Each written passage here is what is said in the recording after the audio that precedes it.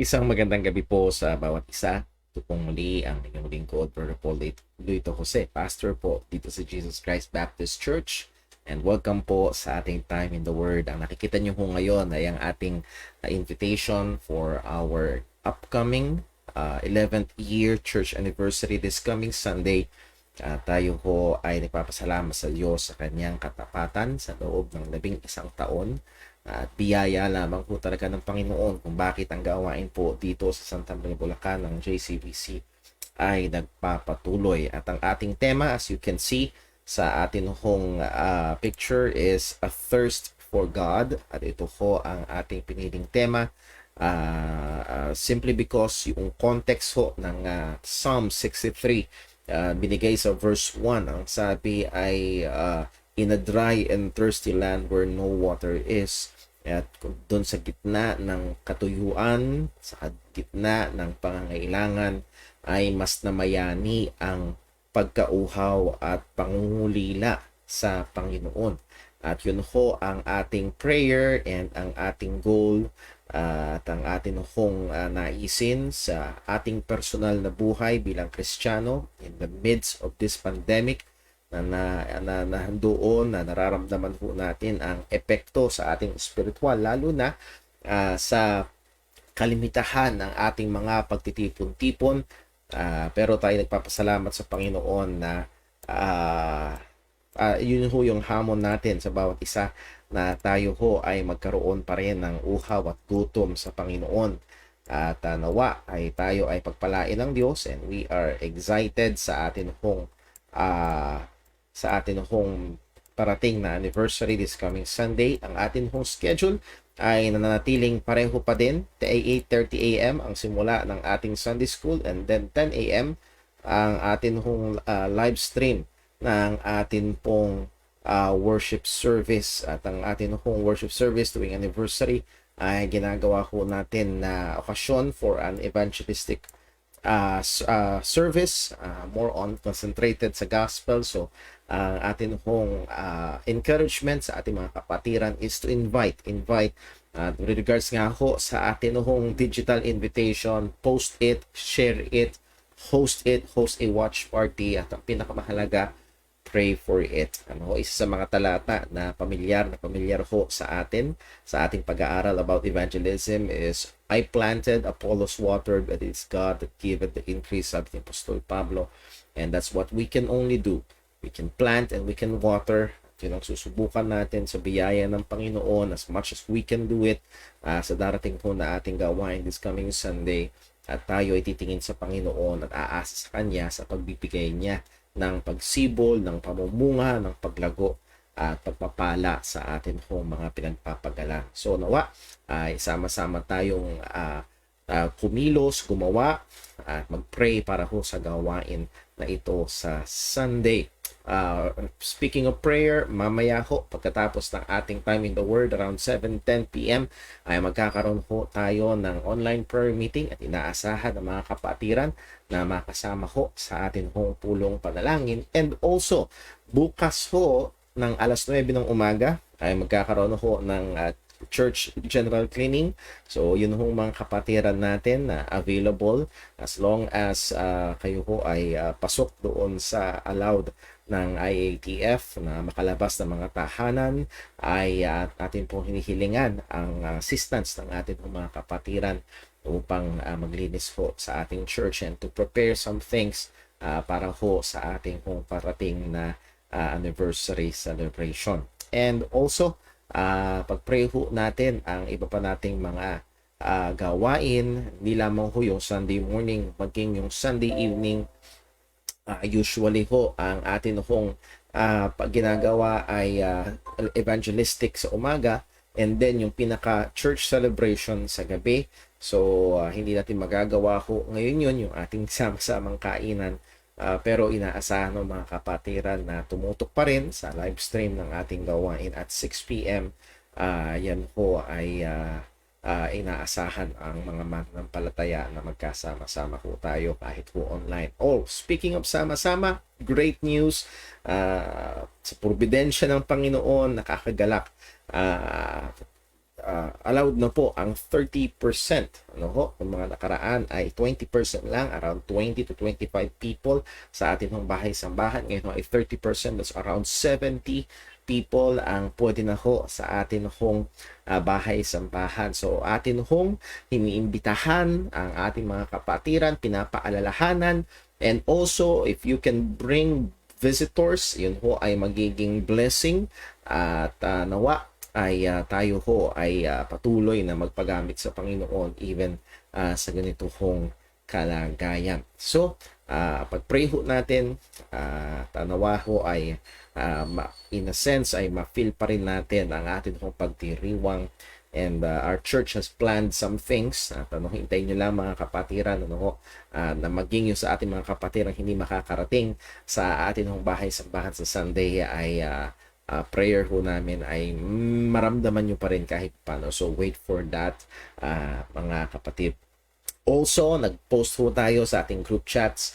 Meron ho tayong picture challenge that is to hold up a number 11 or with your fingers to a number 11 sign and take a picture. Maaring solo, maaring family picture, maaring family pictures and then solo ng bawat isa. That's very, very good. And then just put a hashtag JCBC 11 years. So, i-post ho natin sa ating Facebook group, Jesus Christ Baptist Church of Santa Maria. Yun yung ating Facebook group. And also, if you want, ay maganda rin na i-forward ho natin sa ating group chats. And that will be on Sunday. Sunday ng umaga, gawin ho natin yun. At napakaganda. Gusto ko rin ho na makita ang bawat isang mga kapatiran na kahit na sa mga tahanan ay nahandun pa rin, involved pa rin at handa pa rin magdiwang ng atin hong anibersaryo. Pero wag natin kakalimutan ang pinakasentro ng pagdiriwang natin kapag araw ng linggo ay walang iba kundi ang pagsamba sa Panginoon, ang pag-alaala sa muling pagkabuhay ng ating Panginoong Hesus Kristo. So, marami itong mga bagay na ito. Let us be in prayer. Let us be involved. Let us be excited. At ngayon sandali hong ito ay tayo ho ay dadako sa isang sandali ng panalangin bago ho tayo tumungo sa ating pag-aaral ngayong gabi. Let us pray. Panginoon naming Diyos, aming Ama sa langit, muli kami po'y lumalapit sa iyo. O Panginoon, una sa lahat, inaamin ang aming kakapusan, kahinaan, maging mga pagkukulang at kasalanan. Patawarin mo kami, Panginoon. Tawarin mo kami sa mga panahon na ang aming pag-ibig sa iyo ay maaaring lalamig. Tawarin mo kami sa pagkakataon na kami ay nagiging mabagal sa kabanalan. Tawarin mo kami sa pagkakataon kung ang aming mga buhay ay hindi umuugma sa ebanghelyo na aming sinasampalatayan.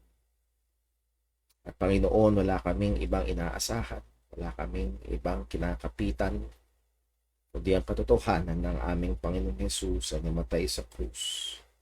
Sa pamagitan ng kanyang dugo ay meron kaming katubusan, siyang kapatawaran ng aming mga kasalanan. Ngayon lumalapit kami sa iyo sa pamagitan ng aming Panginoong Hesus Kristo. Umaasa, Panginoon, dumirinig ka sa aming mga panalangin. Umaasa, O Diyos, na yung didinggin gagawin ng mga ito sang-ayon sa iyong kalooban. O Panginoon, narito may isang okasyon na napaka-espesyal sa buhay ng iyong lokal na iglesia sa lugar na ito. Sapagkat aming inaalala at pinupuri ang iyong katapatan, ang iyong kabutihan, at aming sinasariwa ang probidensya, ang iyong kamay na siyang kumilos sa gitna ng mga kakulangan ng tao, sa gitna ng mga kahirapan, kabigatan. Ngunit ikaw ang kumilos upang ang iyong gawain sa lugar na ito ay masimulan.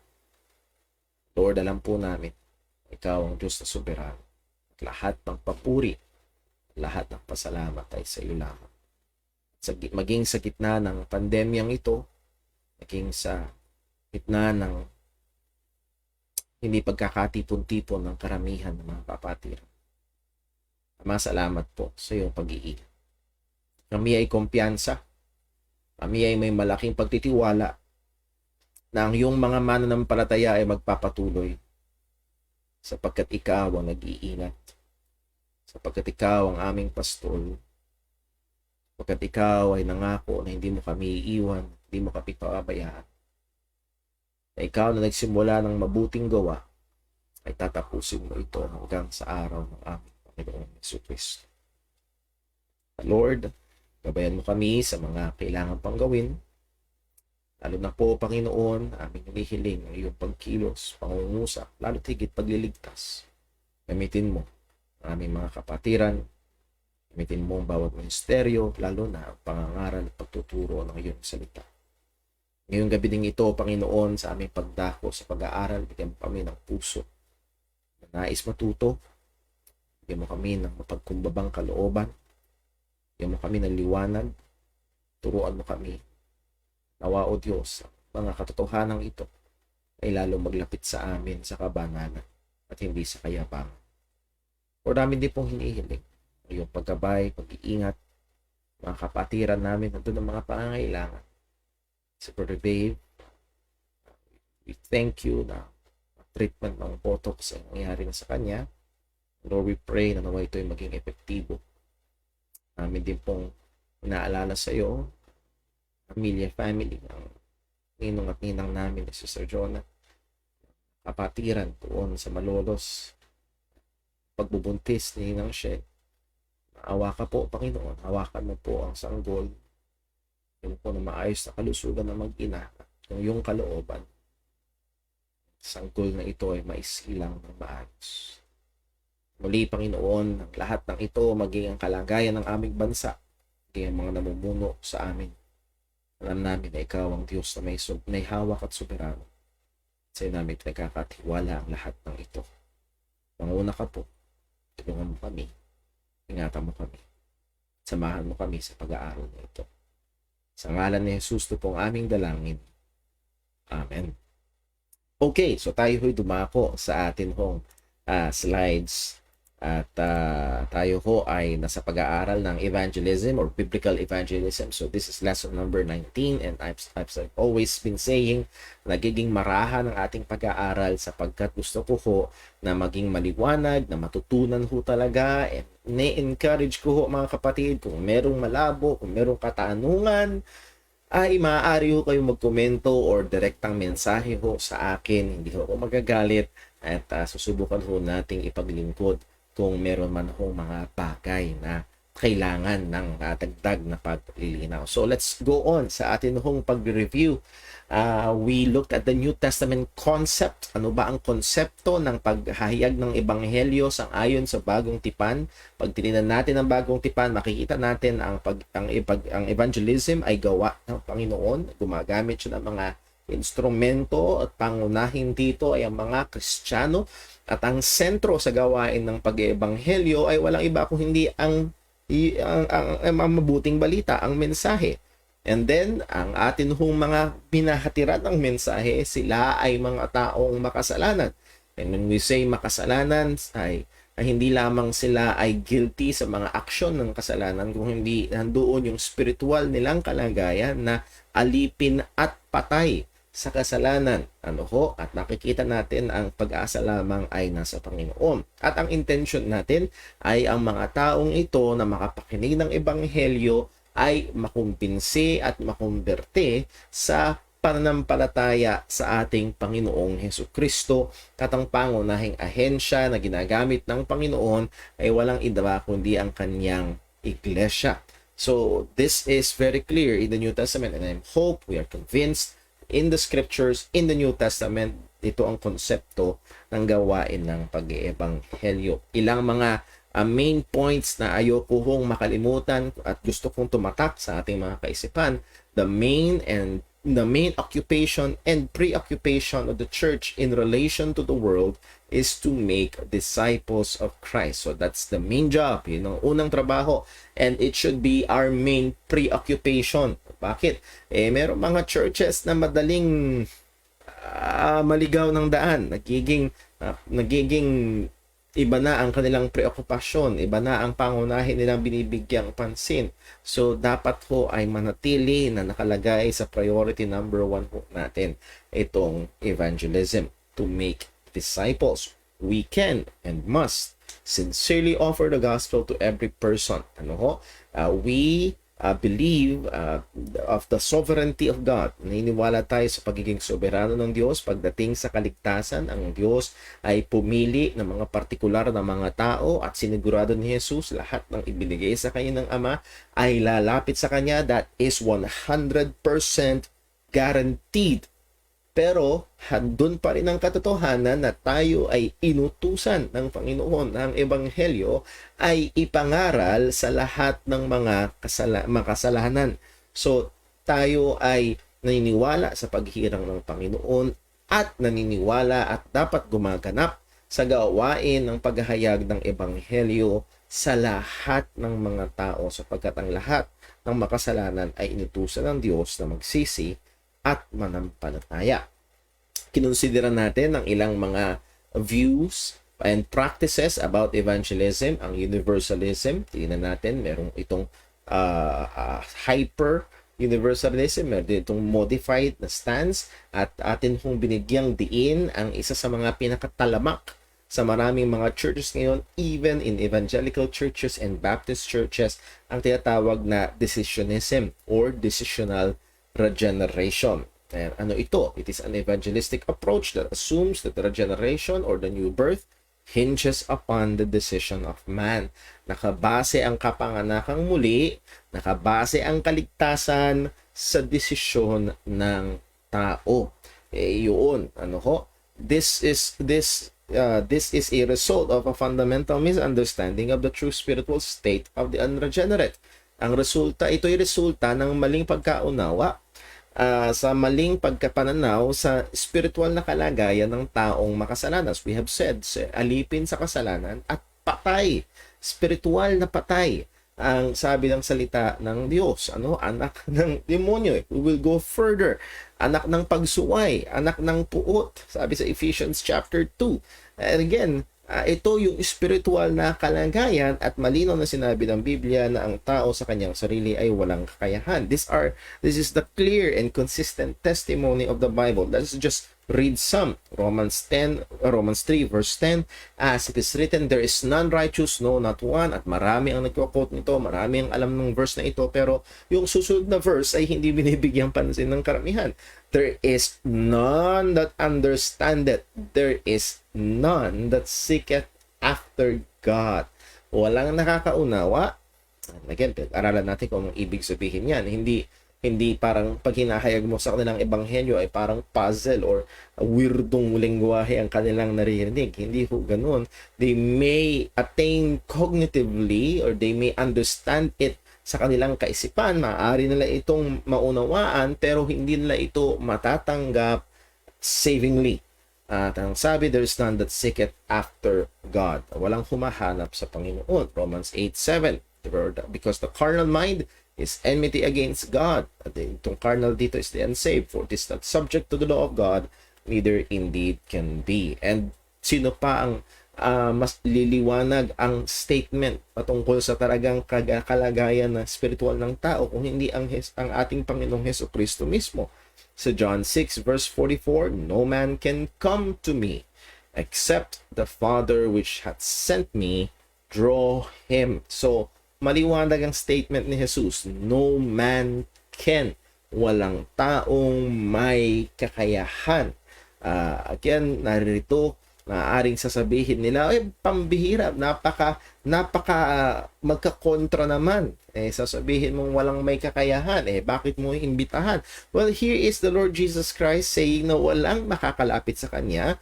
Pero sa Matthew chapter 11, alam natin na nandun ang Kanyang imbitasyon. Come unto me, all that you labor and are heavy laden. So sinabi niyang walang may kakayahan kung lumapit sa Kanya, pero nandun yung panawagan niya na lumapit ang mga tao sa Kanya. So again, we find the example sa ating Panginoong Hesukristo. Point, man is totally or radically depraved. Sa kanyang kalagayang spiritual, wala siyang kakayahan na lumapit manampalataya sa ating Panginoong Hesus Kristo. Well, pagdating sa decisionism or decisional regeneration, it assumes na ang taong hindi ligtas ay humahanap sa Diyos at may kakayahan sa kanyang sarili na magdesisyon na lumapit o manampalataya sa ating Panginoong Hesus, which we have seen sa mga verses before na ito ay maling kaisipan, walang tungtungan sa Biblia. All that is needed, again, in decisionism or decisional regeneration, all that is needed is the right excitements. If you remember yung quotation mula kay Charles Finney, just the right excitements will awaken the morals.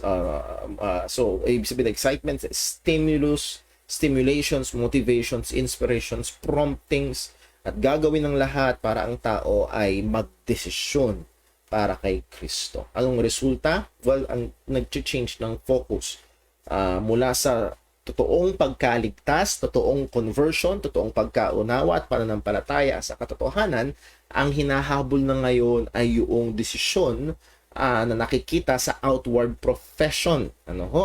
At ang binibigyan ng diin at dinidevelop ay mga methods na magsisecure ng pinakamaraming professions. So, iyan ang talamak na talamak ho natin, o lahat yan ang talamak na talamak sa panahon ho natin ngayon.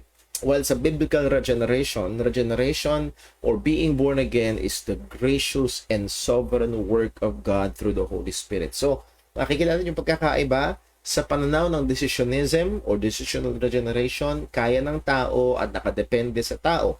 Sa biblical regeneration, ito ay soberanong desisyon ng Diyos sa pagkilos ng banal na espiritu, hindi sa tao. A person who is regenerated by the grace of God through the work of the Holy Spirit is made able and willing to respond to the call of God to believe the gospel. Ang tao na ipapanganak muli ng banal na espiritu, ay bibigyan ng kakayahan at bibigyan ng pagnanasa upang siya ay tumugon sa panawagan ng Ebanghelyo. And again, my favorite example is the biblical example of Lydia, kung saan ang sabi ng salita ng Panginoon, whose heart the Lord opened. Binuksan ng Diyos ang kanyang puso at ano ang naging resulta? That she attended unto the things which were spoken of Paul. So if you ask the question, why did you attend it to the preaching of the gospel? Why did you hear? How did you, paano nangyari na unawaan mo? Paano nangyari na sumampalataya ka kay Jesus? Gayong sabi ni Jesus, walang may kakayahan. Well, ang Diyos ang siyang kumilos. Remember sa John 6:44, no man can come to me except the Father draw him. At yung word na draw doon ay tila baga hinahatak. Hindi lang basta halika. Hindi ganoon. Kung hindi, parang tubig na iniigib mula sa balon, hinahatak mo yung tali para yung tubig ay umangat. The point is, ang Diyos ang gagawa para ang tao ay malapit sa Kanya. At sa puso ni Lydia, ang Diyos ang nagbuka. So yung talamak na sinasabi sa marami ay buksan mo ang puso mo sa Panginoon. Well, ayaw yun ng makasalanan. Hindi niya kaya. Ayaw niya. Ang Diyos ang nagbubukas ng puso. Well, ano ang problema sa decisionism? Well, una nakita natin na nire-reduce na lamang sa formula ang evangelism. Shorten sa steps. Ang problema dito ay may mga essential elements ng gospel ay madalas nalalaktawan na hindi nabibigyan pansin, kaya yan ang pagkamuling pagkabuhay ng ating Panginoong Jesucristo. Letter B, na-stereotype ang gospel presentation para bang one size fits all, which betrays what we see in the scripture na bawat tao ay iba-iba ang approach. A great example is John chapter 3. Jesus is talking to Nicodemus, a religious leader. Iba ang approach. Sa John chapter 4, kinausap niya ang Samaritan woman. Iba ang approach. Hindi siya one size fits all. And it considers yung kalagayan noong kinakausap.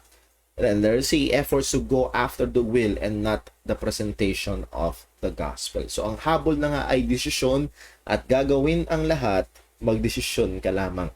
gagamit ng tamang musika, tamang ilustrasyon, mga taktika, mapamanipulang mga paraan, salita, prolonged invitations, and so on. At minsan nga, nagkakwentuhan kami ulit ng asawa ko with regards to this matter sa kanyang pinanggalingang relihiyon na talagang napakahusay daw ng ipapatayin yung ilaw, magpapatugtog ng madrama, magpapalabas ng nakakaiyak. Talagang ang hahatakin ay yung emosyon.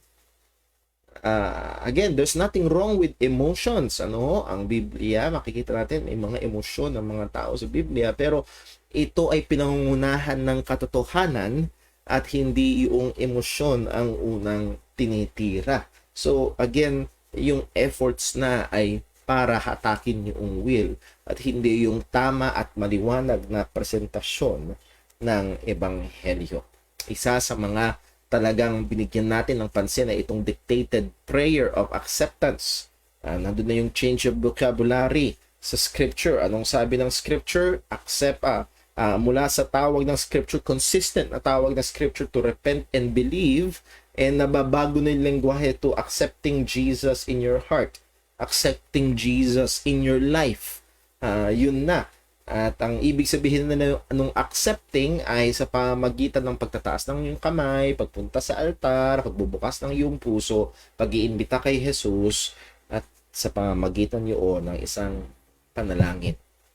Pag sumunod ka sa panalangin yun, matatanggap mo si Jesus. And again, hindi ito konti, madaming gumagawa ito.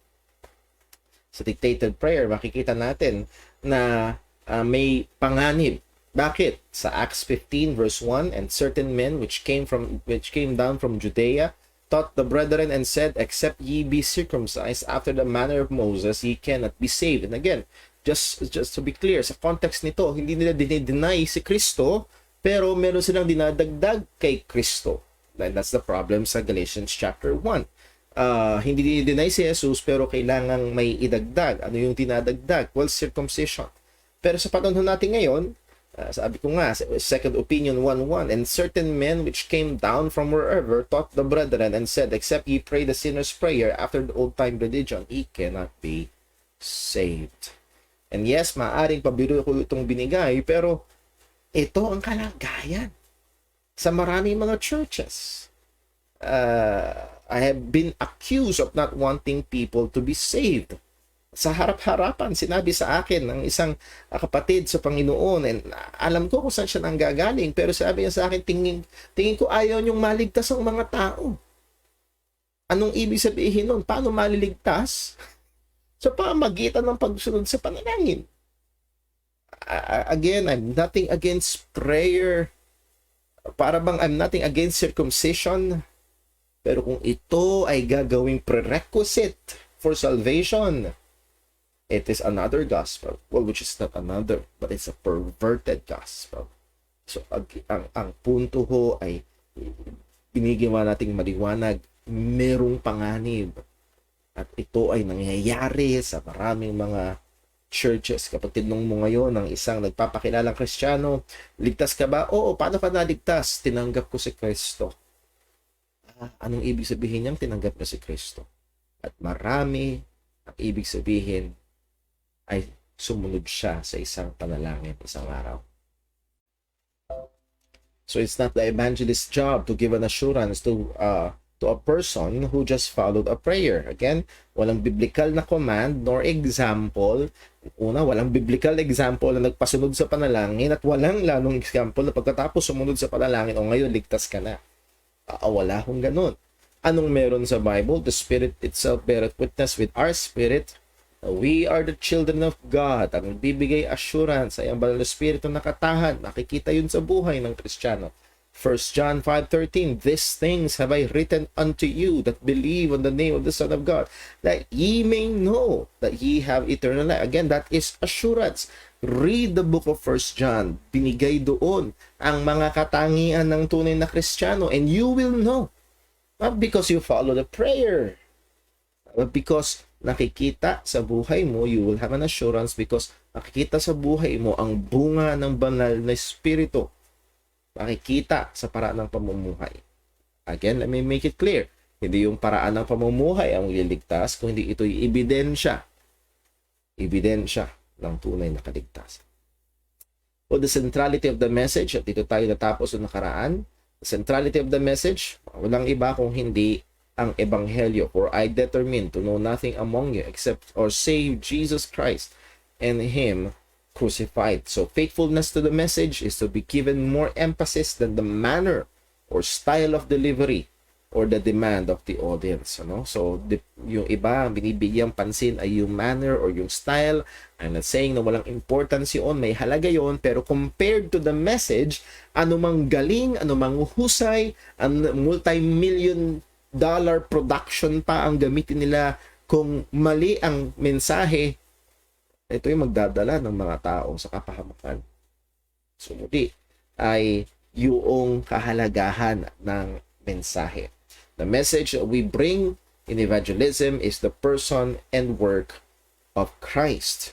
Ano yun ang problema? Because of the emphasis on methods, current evangelical churches have lost sight of the evangel as the essential substance of evangelical or biblical evangelism. Sapagkat ang emphasis na yung methods, ang concentration na ay yung sinner's prayer. Nalala ko ho noon sa pagtuturo sa amin, that's drawing the net. Kailangan masukol mo sa lambat. Maiangat mo yung isda at yun ay sa pamagitan ng pagpapasunod sa panalangin. At nahandun na. At tila baga everything fails kung hindi sumunod sa panalangin ang isang tao. So, joke nga ho ng isang mangangaral, si Jesus at si Pablo ay babagsak sa maraming mga so-called evangelistic classes and soul winning clinics sa panahon natin ngayon, sapagkat hindi nila ginawa ang mga bagay na yon. The emphasis is on the message, on the evangel, not the methods. Again, make it clear. Hindi natin sinasabing walang halaga yung method, pero ang emphasis ay nasa evangel, nasa good news, nasa ebanghelyo. Mga problema, Christianized version ng worldly thought. Again, more on psychology na ang approach. Ang binibigyan pansin ay yung felt needs. At ang ebanghelyo na lamang ay ang ebanghelyo ay ina-adapt para matugunan itong mga felt needs like self-esteem, self-worth, halaga ng sarili. At malungkot ka ba? So Jesus ang magpapasaya sa'yo. Claims of signs and wonders. At marami ang gumagawa nito ngayon. Many assumes that the experience or presence of supposed miraculous events is evidence of being connected to or having a legitimate relationship with God. Pero walang ebanghelyo. Napaka mapanganib. Ang kanilang inaasahan ay ang kanilang ang kanilang pinanghahawakan ay na-experience nila, nakita nila, tumindig ang balahibo nila. Hindi yung katotohanan ng ebanghelyo, at marami ang nahuhulog sa ganitong kalagayan. Sabi ko na kung minsan may mga tao minsan nagbibisita din sa JCBC, and may mga pagkakataon na binibisita natin itong mga bisita na ito, and may mga times that they will give the comment na, ako, Brother Paul, salamat sa Panginoon. Nung nahado ako sa church, ramdam na ramdam ko yung presence ni Lord. Tumatayo yung balahibo ko. And again, sa akin bilang manggagawa, ang aking unang hinahanap ay naunawaan ba nila yung ebanghelyo? Naunawaan ba nila ang kaligtasan kay Kristo? Hindi yung tumatayo yung balahibo nila o naramdaman nila. Kung hindi, ano ba yung katotohanan na naunawaan nila? O may naunawaan ba sila at sinampalatayanan? So muli, yung iba ay nakafocus na lang doon sa mga signs and wonders and experiences. Anong ginawa nating approach? Tingnan natin ang salita ng Panginoon. When people, particularly in the New Testament, go out to evangelize, ano makikita nating common factor? Tingnan natin ang ilang mga talata sa Acts 5:42. They cease not to preach and teach Jesus Christ, or Jesus is the Christ. Acts chapter 8 verse 4 and verse 5. Nangaral si Philip sa Samaria. concerning the kingdom of God and the name of Jesus Christ. Sa Acts 16 verse 10, nangaral si Apostol Pablo sa Macedonian, yung Macedonian ko, hindi nangaral si Pablo, pero sa Macedonian ko, lang sabi, the Lord had called us to preach the gospel unto them.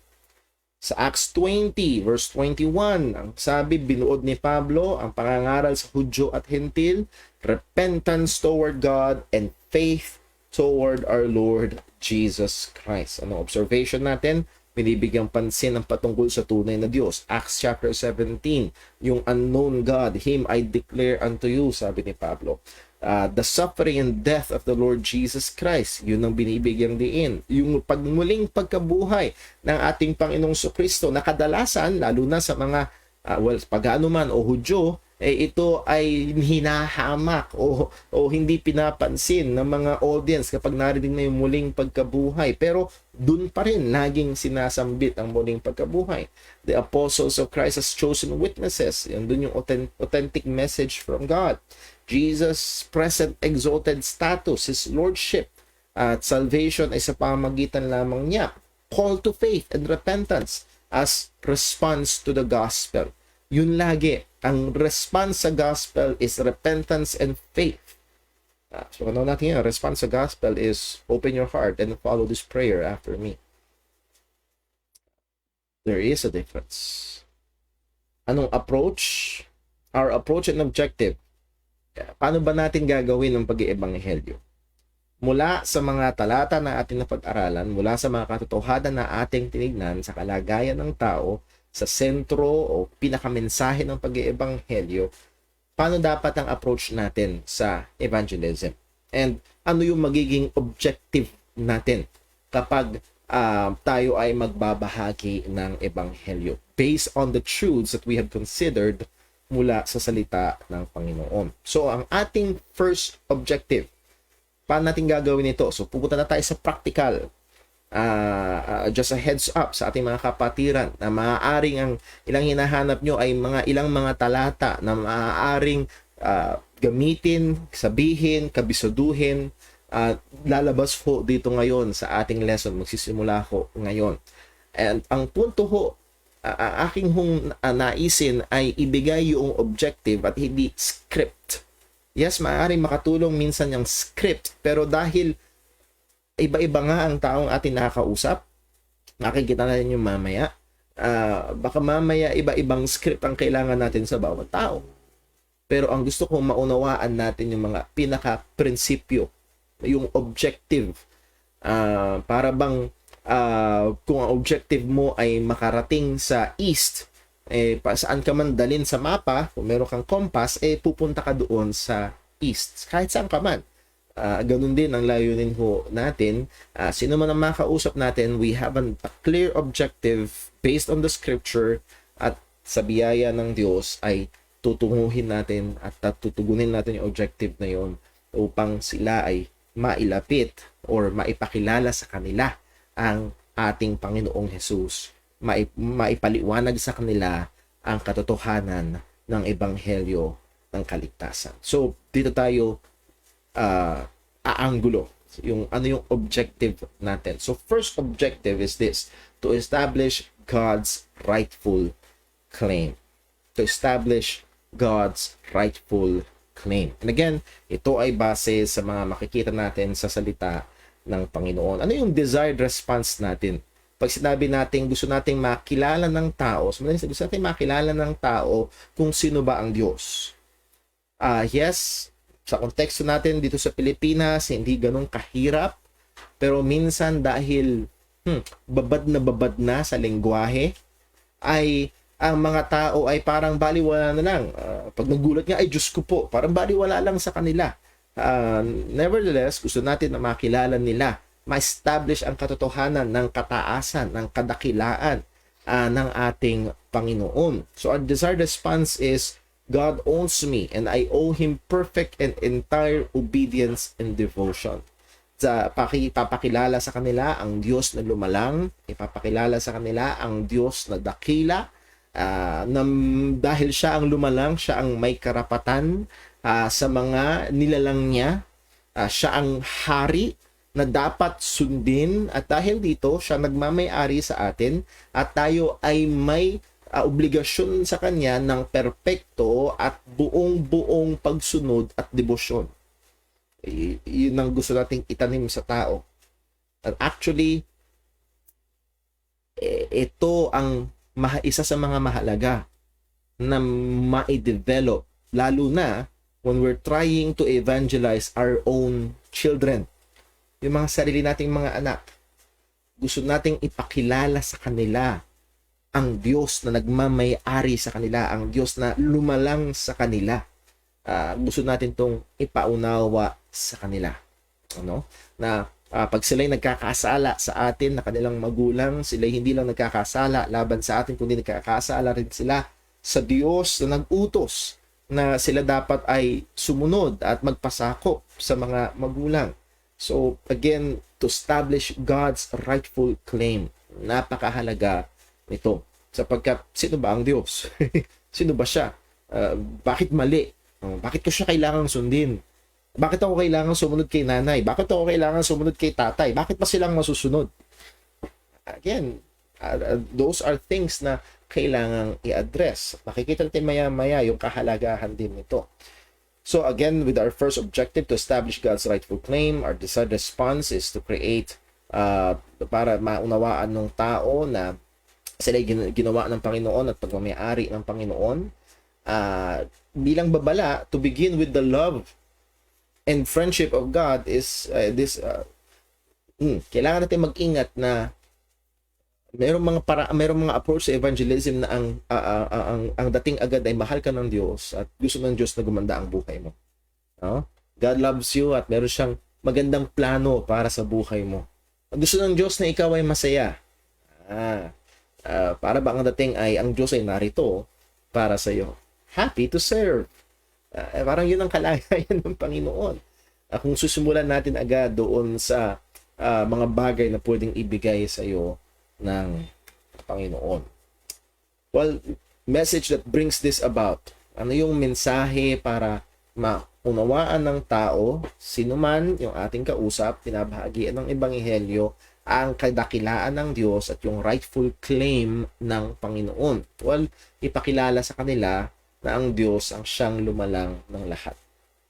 Ang Diyos ang lumalang ng langit at lupa, ng lahat ng nakikita natin. Ang Diyos ang lumalang mismo sa Kanya, nagbigay ng buhay at nagsusustento ng buhay. At dahil doon, ang Diyos ay may karapatan na mag-utos na magpakabanal ka. Bawat oras na hindi ka nagpapakabanal, ay nagkakasala ka laban sa Kanya. Ipakita rin, ipakilala ang karakter ng Panginoon na nagpapakita ng Kanyang karilagan, ng Kanyang kataasan, ng Kanyang kadakilaan. Para maunawaan ng tao kung gaano kalaki at katindi ang Diyos na ito na Kanyang napagkakasalaan. Isang magandang example dito ay ang preaching ni Stephen sa Acts chapter 7. Pinakilala niya, pinaalala niya sa mga Hudyo ang pinagsimulan ng bansang Israel. Ang sabi niya sa Acts 7 verse 2, and he said, "Men, brethren, and fathers, hearken. The God of glory appeared unto our father Abraham when he was in Mesopotamia before he dwelled in Charan." So again, the God of glory. Pinaalala niya, nagsimula sa Panginoon. Nagsimula sa Panginoon. So the things of verse 32 saying, "I am the God of thy fathers, the God of Abraham, and the God of Isaac, the God of Jacob." Then Moses trembled and durst not behold. So again, pinaalala, ako ang Diyos niyo. Ako ang Diyos ng Israel. Binire-reinforce yung right claim ng Panginoon. Isa pang magandang halimbawa dito ay yung preaching naman ni Paul. Again, si Stephen sa mga Hudyo, si Paul naman nag-preach siya sa Athens, sa Mars Hill. Anong ginawa niyang approach? Acts 17 verse 23, For as I passed by and behold your devotions, I found an altar with this inscription, to the unknown God, whom therefore ye ignorantly worship. Him declare I unto you, the God that made the world and all things therein, seeing that he is Lord of heaven and earth dwelleth not in temples made with hands. Pagdating sa verse 30, and the times of this ignorance God winked at, but now commandeth all men everywhere to repent. So pinakilala ni Apostol Pablo ang tunay na Diyos sa kanila. Again, ito nga yung hamon, malaking hamon, lalo na sa mga missionaries, sapagkat lalo na sa iba't ibang mga bansa na sumasamba sa iba't ibang mga Diyos-Diyosan. As we have noted here, this objective is more needful in places where paganism is rampant and the knowledge of the true God and of the Bible is very scarce. Ano? Iba't ibang Diyos ang sinasamba, hindi pa sila nakakahawak ng Biblia, hindi nila naririnig ang pangalang Jesus. Buti pa ang pangalan ng Coke. Alam nila, pero ang pangalan ng Jesus hindi nila alam. Example, sa India, sa puno na talamak ang Hinduism, sa Thailand, talamak ang Buddhism. Sisimulan mo ba na ang tao ay makasalanan? No, kailangan muna nilang makilala ang Diyos na kanilang pinagkakasalaan. Here in the Philippines, because of the predominant influence of the Roman Catholic Church, there's much greater chance to talk to a person who already recognizes the God of Scripture. So, in a sense, may konting lamang sa konteksto natin dito sa Pilipinas kapag nakipag-usap tayo. Madalas ang makakausap natin ay mga tao may idea na tungkol sa Panginoon. May naniniwala na sa Biblia, naniniwala merong Diyos. So, minsan medyo mas madali sa konteksto natin, pero still kailangan natin maging maingat. I remember a time na ako ay nagsubok magbahagi ng salita ng Diyos at for some reason 15 minutes na kami nag-uusap pero hindi kami magkita. Pero pagkatapos ng tinanong ko siya, "Kuya, naniniwala ka ba sa Diyos?" Sabi niya, "Hindi." Kaya pala kami hindi magkita. So again, kailangan ipakilala ang Diyos na kung saan siya ay nagkasala laban sa Diyos na ito, kaya siya ay nangangailangan ng kaligtasan. The challenge you often face are, again, sa context natin sa Pilipinas, the presence of many religions and fanaticism sa mga reliyon. Ano? Isa sa hamon natin. Isa sa hamon sa atin. Pero mga taong paninaw, pare-pareho lang yan. They find it not interesting, not worth the time. Legitimate felt needs, isa sa mga hamon. Paano ako makikinig sa mabuting balita mo kung kumakalam ang sikmura ko? Merong legitimate needs. Preconceived ideas. Meron na silang mga ideas sa kanilang kaisipan. Basta ang tao mabait, basta wala akong ginagawang masama, that's it. Merong mga preconceived ideas, may mga may mga tradisyon na. So, yun yung mga madalas na hamon sa atin pagdating dito. Well, that is our first objective, to establish God's rightful claim. Na ang Diyos ay merong karapatan na mag-demand ng perpektong kabanalan. At dahil ang tao ay nagkasala laban sa Diyos na ito, siya'y nahaharap sa parusa. Kaya niya kailangan ng kaligtasan. Well, ang second objective natin is to expose the sinfulness of man. At siguro dito lang ko tayo matatapos ngayong gabi. To expose the sinfulness of man. So here is God. Papakilala natin siya, ang kanyang kadakilaan, ang kanyang kataasan, ang kanyang kabanalan. At sa biyaya ng Panginoon ay may implant natin dun sa tao. And then sumunod ay papakita natin na ang tao ay nagkasala laban sa banal na Diyos. We will expose the sinfulness of man. What is our desired response? Na makita ng tao na siya ay makasalanan, siya ay nagrebelde laban sa Diyos. At dahil dito, siya ay nasa ilalim ng matuwid na hatol ng Panginoon. Well, isang paalala, one of the most important issue to be addressed in the Philippine context is the self-righteousness of men. Ito ang isa sa pinakamadalas, yung idea na mabait ako, mabuti akong tao, wala akong ginagawang masama, hindi perpekto, pero mabait naman. Again, yan ay talamak na ideya. At they will readily accept, sasabihin nila, makasalanan, hindi perpekto, magkakasala, pero mabait. Hindi ako katulad ng iba.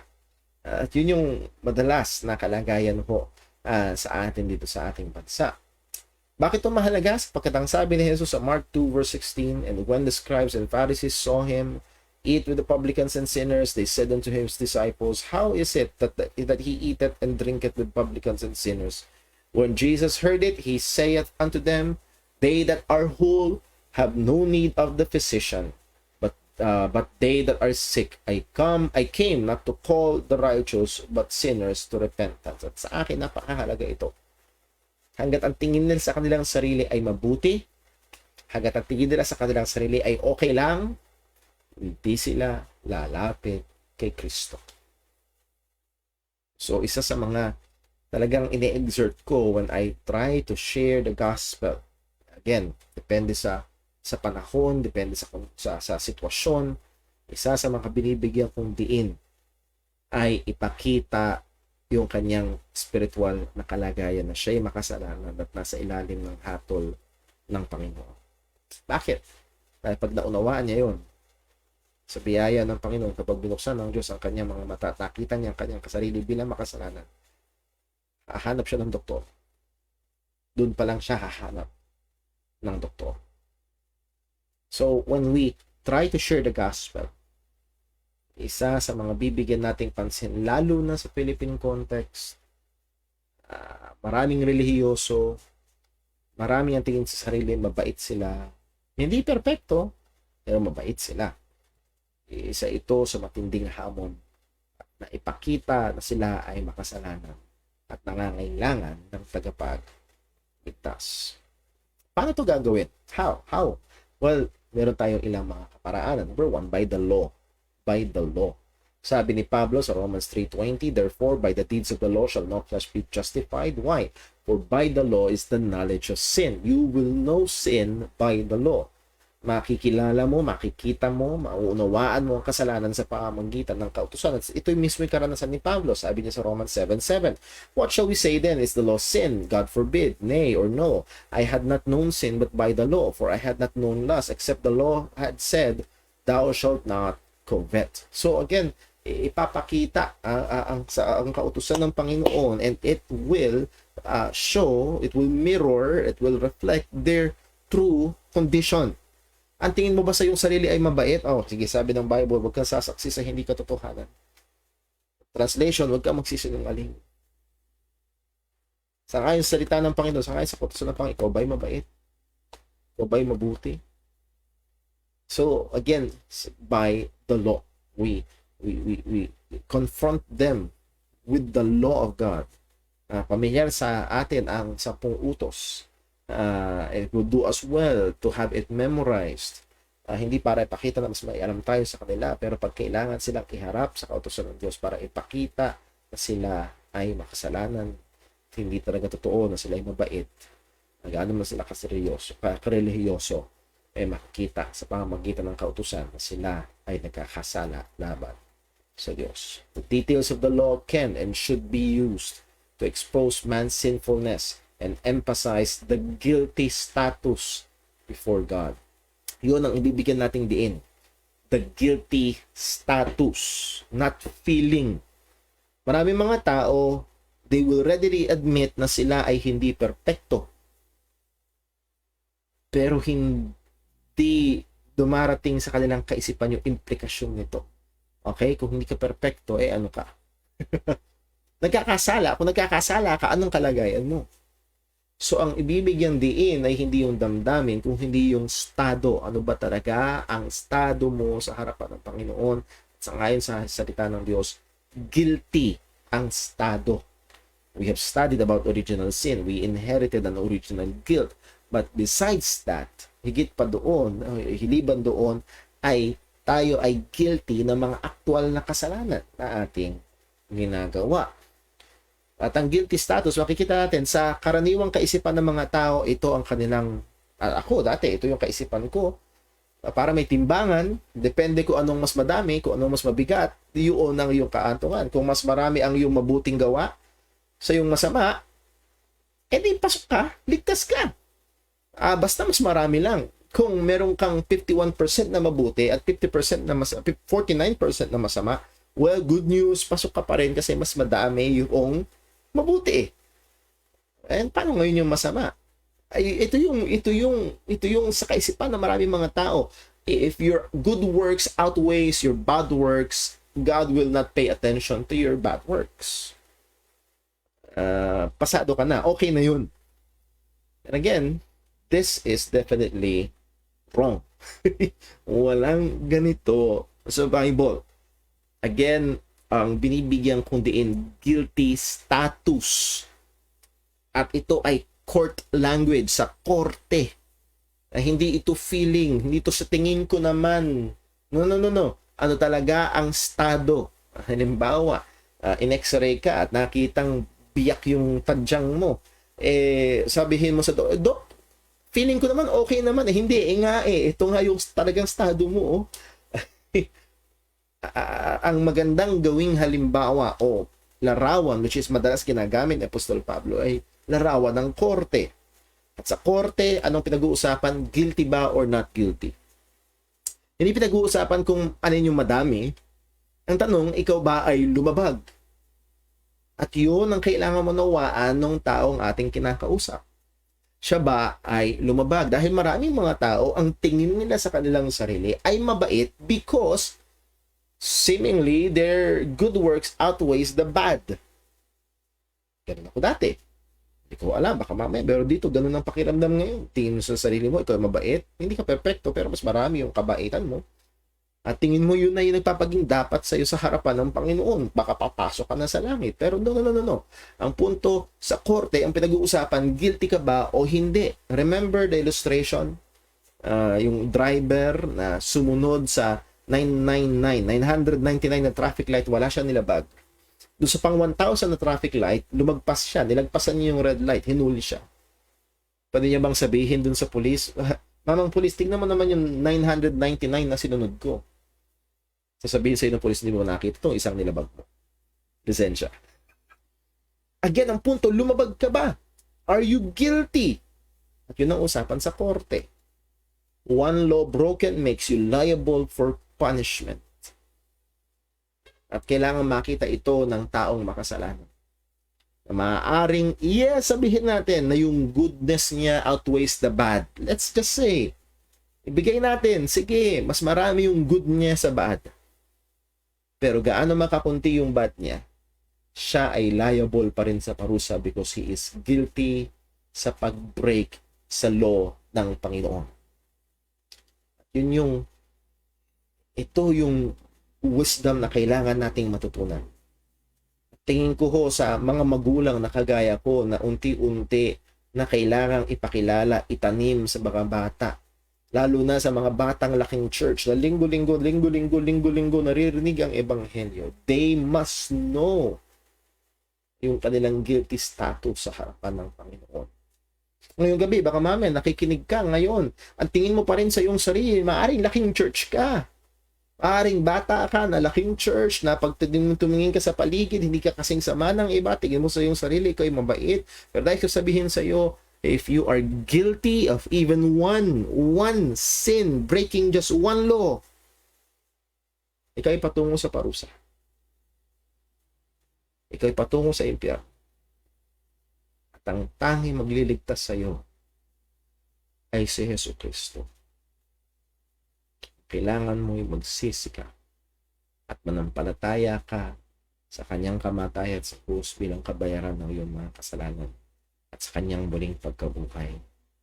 Yun ang tanging kaligtasan. Why? Because we are guilty. Sabi na salita ng Diyos, for whosoever shall keep the whole law and yet offend in one point, he is guilty of all. Kahit sila. You're guilty. Okay. So how do we expose the sinfulness of man? By the law. There will be self-righteous people na magka-claim na sila ay nakasunod sa kautusan outwardly. We must point out the spirit of the law. And what do we mean by the spirit of the law? Isang magandang example sa Matthew chapter 5. At siguro, because of our time, dito lang tayo matatapos. Yung spirit of the law. Merong mga tao, I'll just give an example. Dito nga sa Matthew 5 verse 21, ang sabi, Ye have heard that it was said by them of old time, thou shalt not kill, and whosoever shall kill shall be in danger of judgment. At pause muna tayo doon. At meron mga hindi pa ako pumatay, okay lang ako. Hindi pa ako pumapatay, therefore, hindi ako delikado ng pagtungo sa kapahamakan, ng pagtungo sa impyerno. Hindi pa ako pumapatay. That is the letter of the law. Para bang letra for letra, yan sabi, thou shalt not kill, I have not killed, therefore, I'm not in danger of judgment. At dito pumapasok yung sasabi ng mga theologian, at ito din papasok yung pinaniwalag ni Jesus, not just the letter of the law, but the spirit of the law. Yung pinaka-espiritu, yung kinocontain nito. Ang sabi ni Jesus, verse 22, but I say unto you, whosoever is angry with his brother without a cause shall be in danger of judgment. And whosoever shall say to his brother, Raka, shall be in danger of the council. Or whosoever shall say, thou fool, shall be in danger of hellfire.